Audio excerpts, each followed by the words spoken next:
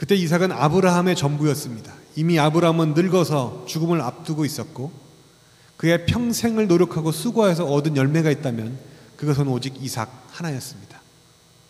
아브라함에게 이삭은 약속의 근거였고 축복의 통로였습니다. 정말 자기의 모든 인생을 다 바꾼다고 해도 바꿀 수가 없는 그런 존재였습니다. 그 아들을 통해서 지금 눈에 보이진 않지만 별처럼 많은 자손이 나와야 되고 크고 강대한 나라를 이루어야 되고 민족을 이루어야 되는 그 희망의 약속의 상징이었던 것입니다. 그러나 아브라함은 그 이삭을 희생하려고 합니다. 왜냐하면 아브라함은 죽은 자 가운데서도 아들을 살리실 수 있는 능력을 가지신 분이 하나님이시라고 믿었기 때문에 그렇습니다. 세상은 이야기합니다. 부모는 자녀를 위해서 희생하여야만 한다고. 자녀를 위해서 희생하는 부모가 좋은 부모라고 세상은 이야기합니다. 그러나 성경은 반대로 이야기합니다. 자녀를 내어놓으라고 이야기합니다. 자녀를 하나님께 맡기라고 이야기하는 것입니다. 왜냐하면 자녀는 하나님의 것이기 때문에 그렇습니다. 아버지 학교에서 이런 얘기를 하더라고요. 부모에게는 4대 사명이 있대요. 첫 번째 사명은 아버지는 자녀의 정신적, 물질적, 영적 원천이 돼야만 한다요. 두 번째는 아버지는 자녀의 나아갈 바를 보여주는 표대가 돼야만 한답니다. 세 번째는 아버지를 생각할 때마다 자녀의 마음이 자랑스럽고 뿌듯해져야만 한대요. 네 번째는 아버지는 신앙의 유산을 통해서 자녀의 미래를 보장해줘야 된대요. 와, 이걸 도대체 무슨 능력으로 아버지가 다 감당할 수 있다는 말입니까? 이걸 다 할 수 있겠습니까? 나 하나 추스르기도 힘들고 이 사회 속에서 겨우 비틀거리지 않으려고 노력하고 있는 한 남자, 본인의 늙어감도 본인의 초췌해져감도 지탱할 수 없는 그 남자에게 이런 위대한 사명을, 한 생명의 미래를 거는 그 사명을 맡기는 일이 도대체 가능하다는 얘기입니까? 자녀를 볼 때마다 너 나 때문에 뿌듯해야 돼, 너 내가 자랑스러워야 돼, 너 내가 최고야, 알지? 너 딴 데 가서 누구한테 그렇게 얘기해야 돼. 그렇게 우긴다고 이것이 해결될 일입니까? 살다 보면 어떻게 되겠지 뭐.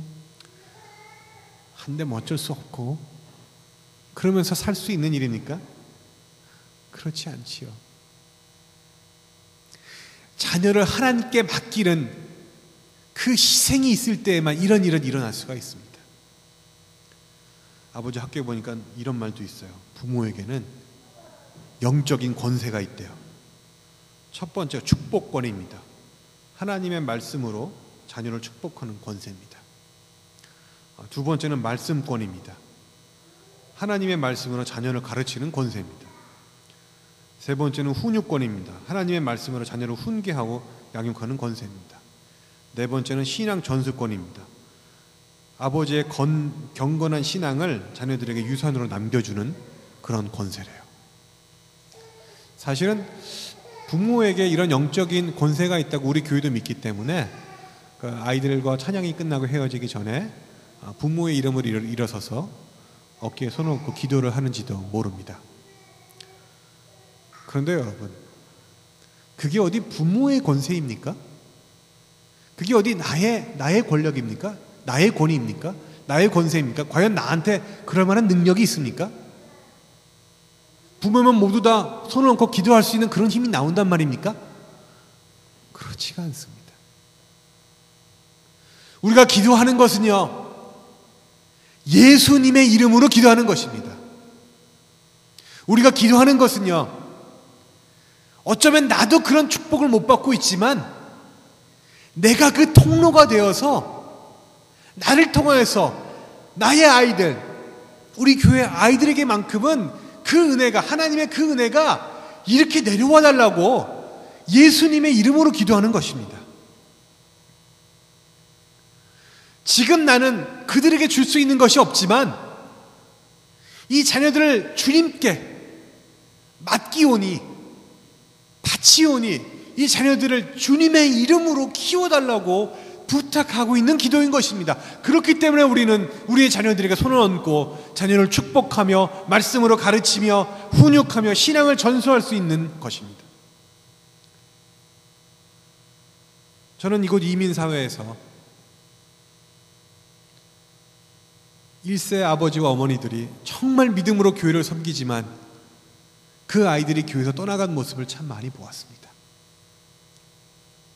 그들이 이야기합니다. 도대체 우리 부모님의 신앙은 이해할 수가 없어요. 왜 저렇게 믿어야만 하나요? 왜 저렇게 기도해야만 하고 왜 저렇게 살아야만 하나요? 과연 저것이 참된 믿음인가요?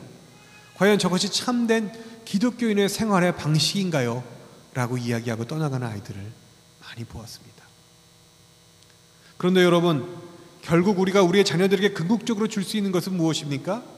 그것은 단 하나뿐인데 믿음의 유산뿐입니다. 그것을 주기 위해서 우리는 어떻게 해야만 합니까? 우리 아이들이 보고 이해할 수 있고 사랑할 수 있고 존경할 수 있고 같은 꿈을 꿀 수 있는 그런 믿음을 우리가 가져야만 한다는 것입니다.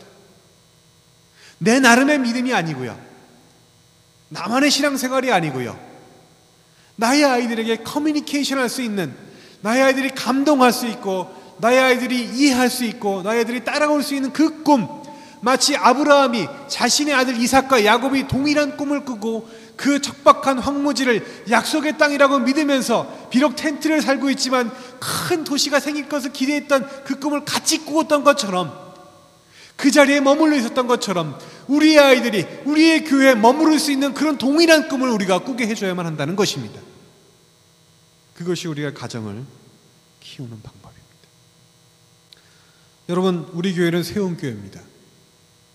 무엇인가를 세워져 나가는 교회인데, 첫 번째는 나였습니다. 두 번째는 나의 확대된 개념으로서의 가정입니다. 가정을 세워나간다는 것은 무슨 말입니까?